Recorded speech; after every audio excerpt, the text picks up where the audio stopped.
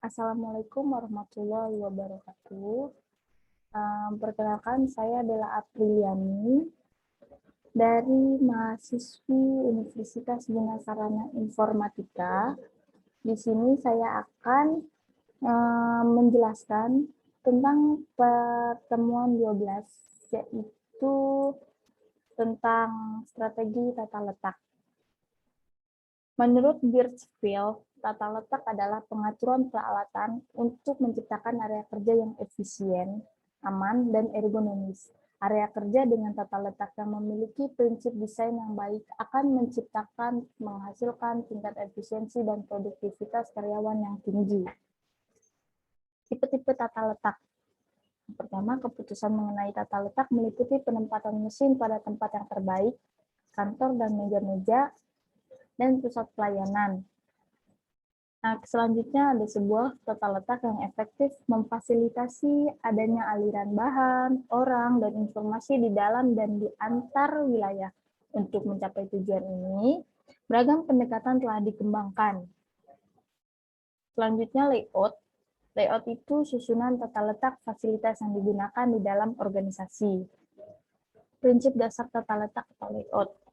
Integrasi secara total terhadap faktor-faktor produksi, jarak pemindahan bahan paling minimum, memperlancar aliran kerja, kepuasan dan keselamatan kerja, dan fleksibilitas. Selanjutnya, keputusan strategi layout. Sebuah tata letak yang efektif memfasilitasi adanya aliran bahan, orang, dan informasi di dalam dan antar wilayah. Untuk mencapai tujuan ini, beragam pendekatan telah dikembangkan. Dan untuk memutuskan strategi layout, perlu diperhatikan desain layout yang diikuti usaha, pemanfaatan secara maksimal ruangan atau tempat, mesin-mesin dan peralatan, serta pekerja. Pengembangan arus informasi, bahan baku, dan sumber tenaga kerja. Menjaga perubahan moral pekerja, menjaga kondisi kerja yang kondusif. Mengantisipasi perubahan interaksi dari pelanggan, dan fleksibel. Bagaimana layout yang ada sekarang harus siap untuk berubah. Tipe-tipe layout. Tipe dasar layout adalah tempat atau bentuk dari mekanisme suatu perusahaan, apakah bengkel, pabrik, maupun usaha perbankan. Semuanya tergantung dari mesin dan peralatan yang digunakan untuk proses konversi dan merupakan susunan suatu ruang dari sumber-sumber fisik untuk menghasilkan suatu produk. Di sini yang pertama ada layout yang berorientasi proses atau proses oriented layout.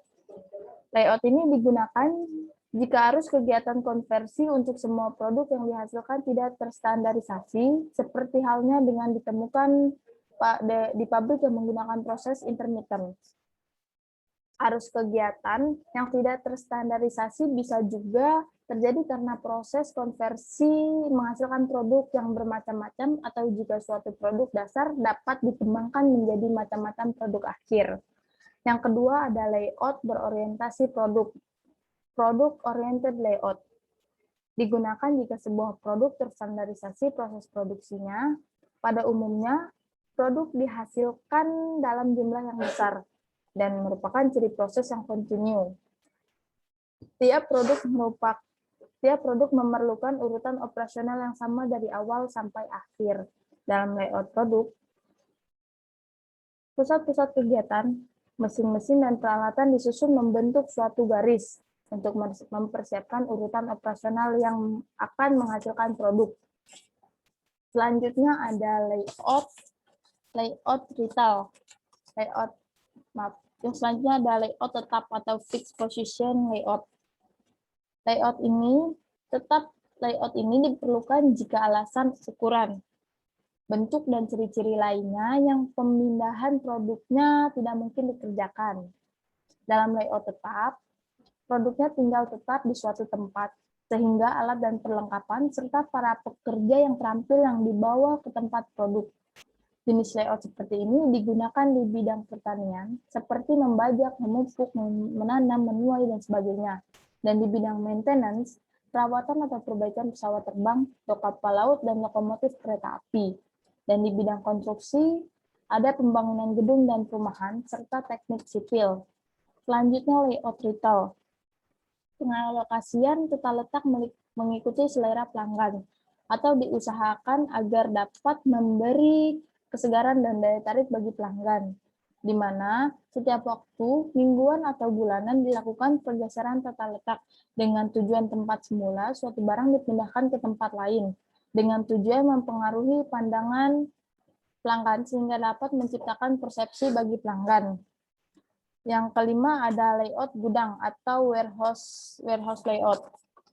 Layout gudang sangat penting diperhatikan dengan tujuan untuk penanganan dan pengendalian barang yang dapat dilakukan secara baik, sehingga tidak ada barang yang rusak atau tertunda pengeluarannya.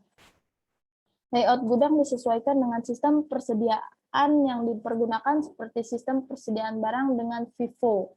FIFO ini first in, first out, artinya barang yang pertama diterima harus siap untuk dikeluarkan pertama sekali, sehingga layout harus diatur sedemikian rupa, agar barang mudah untuk dimasukkan dan dikeluarkan. Yang terakhir ada layout kantor atau office layout. Layout ini bertujuan untuk menentukan posisi karyawan dan peralatan agar selalu fleksibel. Ruangan kantor setiap karyawan diatur luasnya secara efisien untuk dapat bekerja secara produktif atau efektif, baik dalam melakukan tugas maupun di dalam pengelolaan informasi dan perubahan yang berhubungan dengan penyelesaian tugasnya. Prinsip dasar tata letak atau layout. Yang pertama, integrasi secara total terhadap faktor-faktor produksi, sehingga dalam tata letak fasilitas pabrik diperlukan secara terintegrasi dari semua faktor yang mempengaruhi proses produksinya menjadi satu organisasi. Jarak pemindahan bahan paling minimum. Waktu pemindahan bahan dari satu proses ke proses yang lain dalam industri dapat dihemat dengan cara mengurangi jarak perpindahan. Yang ketiga, memperlancar aliran kerja, diupayakan untuk menghindari gerakan balik, backtracking, gerakan memotong, cross movement, dan gerak macet, congestions. Dengan kata lain, material diusahakan bergerak terus tanpa adanya interupsi oleh gangguan jadwal kerja. Kepuasan dan keselamatan kerja, sehingga memberikan suasana kerja yang menyenangkan. Yang terakhir ada fleksibilitas, yaitu dapat mengantisipasi perubahan teknologi, komunikasi, dan kebutuhan konsumen. Produk layout. Keuntungan tata letak produk yaitu dapat memperlancar aliran material karena tata letak sesuai dengan urutan operasi. Inventory kecil karena pekerjaan dari satu proses ke proses berikutnya langsung dikerjakan. Waktu total produksi per unit kecil. Selanjutnya, keunggulan orientasi produk. Yang pertama ada sumber daya yang lebih sedikit. Perusahaan memfokuskan sumber dayanya untuk lebih fokus pada riset dan pengembangan internal. Biaya lebih murah. Perusahaan dapat menghemat beberapa biaya seperti riset pasar. Mereka tidak menghabiskan banyak waktu dan sumber daya untuk mencari tahu apa yang diinginkan pelanggan. Yang terakhir ada produk unik. Bisnis yang berorientasi pada produk terus berinovasi untuk menghasilkan produk terbaik. Tetapi, meski produk unik, itu tidak mungkin menghasilkan proposisi penjualan yang unik karena pesaing menawarkan produk serupa. Selanjutnya, kelemahan orientasi produk. Yang pertama ada adaptabilitas rendah. Perusahaan menghadapi resiko penerimaan yang rendah karena tidak mengadaptasi selera dan preferensi konsumen dalam menciptakan produk. Inovasi terbatas. Mengandalkan riset dan pengembangan internal berarti lebih sedikit ide. Perusahaan menjadi sangat tergantung pada kemampuan sumber daya manusia mereka untuk menghasilkan inovasi. Yang terakhir ada pemborosan sumber daya. Perusahaan mungkin telah mencoba mengembangkan beberapa produk, tetapi pelanggan tidak membelinya. Alasannya mungkin karena tidak sesuai dengan selera mereka. Atau itu karena pesaing menawarkan yang lebih baik. Akibatnya sumber daya akan terbuang percuma karena tidak menghasilkan penjualan. Sekian, terima kasih.